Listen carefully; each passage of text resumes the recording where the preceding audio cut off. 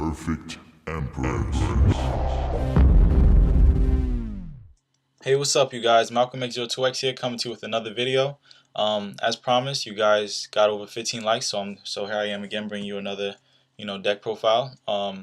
Here's Perfect Emperors episode 3. In this episode, I will be discussing Genex Monarchs, well, Formula Genex Monarchs, whatever you want to call it.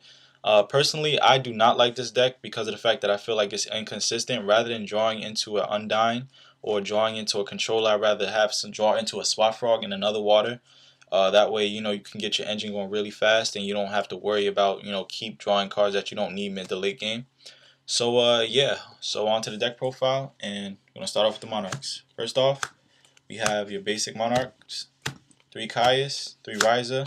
I added 1 Thestalos, and I kept 1 Mobius. The reason why I added a Thestalos is basically because I feel like it gives you more control, because a lot of decks, they don't run, like certain decks like mine, going against Mirror Match, they don't run a lot of back row. So putting a Thestalos in there and taking out a Mobius and siding it was a really good decision because it gives you more control. So this Monarch lineup right here gives you a lot of control. You got kites for removal for face downs, and like fill spells and stuff that you don't want there, along with your Mobius. It gets rid of pesky things like Sangans, Tomatoes, and Dark Souls, and blah blah blah that you don't want to run into. Then you have your Risers. They are basically your stall.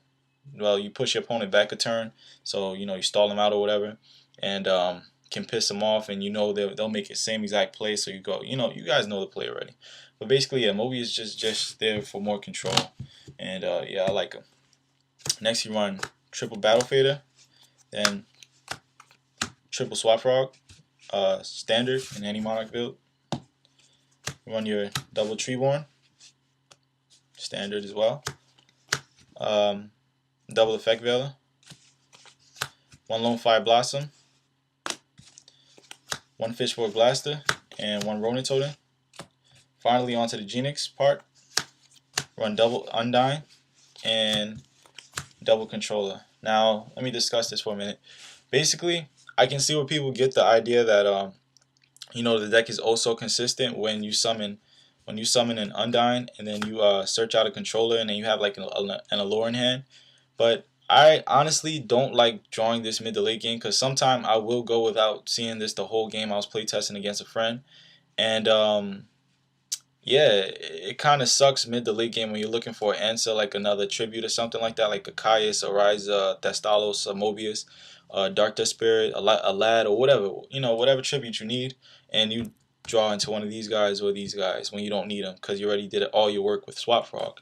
So basically, like as I said, I mean, you can run it if you want, but it's not for my playstyle. I really don't like it personally.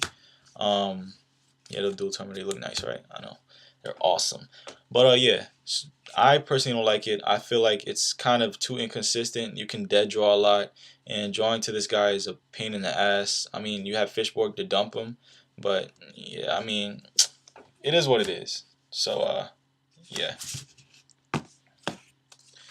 1 Dark Dust Spirit, 1 Gores, it's Ultra, that's nice, I love this card, and 1 Lad. The reason why I run 1 Lad, let me just get into this real quick. I'm going to discuss this in another segment, but the reason why I run 1 Lad and don't run like stuff like Obelisk and Beast King Barbaros and other stuff people have been suggesting to me is because of the fact that you got to understand that your Monarchs are your key cards. They go to work. They do all your, everything that you need them to do. So there's no reason to run a whole bunch of power, high-level monsters.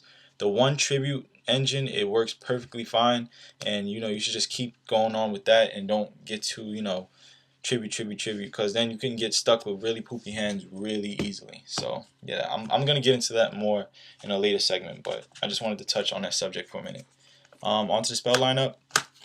Triple Econ, standard, and double Soul Exchange, spell and back removal, Cold Wave, Giant Trunade, and MST. The reason why I took Extermination out of this build is because it's already inconsistent enough with the Genex, and you want to speed it up, so just put the MST in there and just call it a day. Your dumpers, I run this because I do run Glow Up Bulb, and when I don't draw into Undyne, I want to get that stuff onto the field or in the graveyard as quick as possible. So yeah. One allure for the controller play. That's where I was saying, I can see where the deck gets, called consistent or whatever, but like I said, I personally don't like that. Rather than have this whole little engine in there, I'd rather take that out and add something else that's faster, like the whole Swap Frog thing.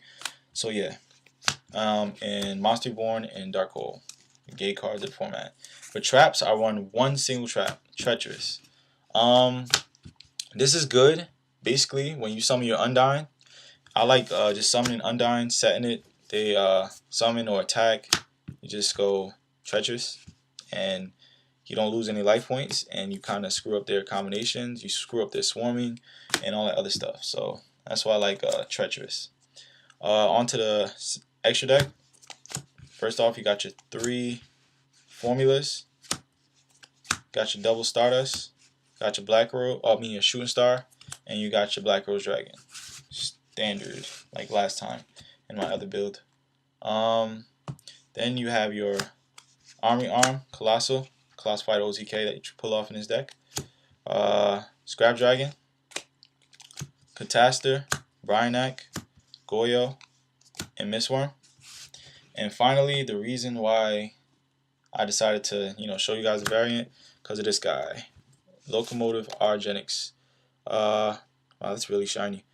Yeah, if you don't know his effect reads, when this card is synchro summoned, take control of the face-up monster your opponent controls with the highest level. If it's a tie, you get to choose. And he's 2,500, 2,000 defense. He's a 9-star, and you need his synchro requirements are 1 Genex tuner and 1 or more non-tuner dark monsters. So basically, you would just bring him out with Genex control and Caius, and you run 3 of him, and you can bring him out sometimes, but I basically don't like this because they can book their monster, and then you'll just be like, okay, attack it. But yeah, I mean, he's just there because he's there, just because you can. That's basically why you run him. Yeah, so that's it. And yeah, double mass tokens. That's about it. So comment, rate, subscribe. I don't want to make this video too long. Like I said, I don't really like the Genex thing. So yeah, comment, rate, subscribe. Another episode of Perfect Emperors, episode 3. You guys have been liking these videos. Continue to keep liking them. To you people that dislike the videos, I mean, I really don't know why you subscribe to me if you're gonna dislike my material. You might as well just unsubscribe and not watch my content. But yeah, thanks for watching. Comment, rate, subscribe, and deuces. Later.